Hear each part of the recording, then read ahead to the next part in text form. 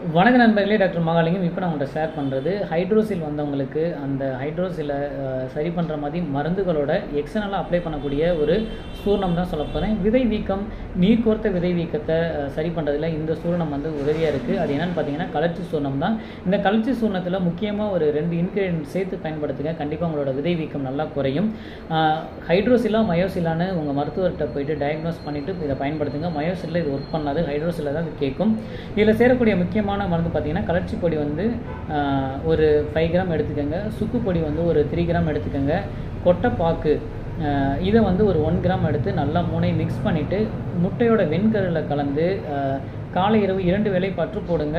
முக்கியமாக மருந்துகள் சாப்பிடும்போது அந்த டியூரேஷன் தெரிஞ்சு பற்று போகிறது ரொம்ப நல்லது. இரவு நேரங்களில் பற்று போகிறது ரொம்ப சிறப்பாக இருக்கும். ரொம்ப நேரம் இருக்கனால அந்த நீரை வந்து அப்சர்வ் பண்ணி அந்த சொல்லிங்க குறைக்கிறதுல இது வந்து உதவியாக இருக்கும். ஸோ தாராளமாக பயன்படுத்தி பயன்பெறுங்கள். நன்றி நண்பர்களே.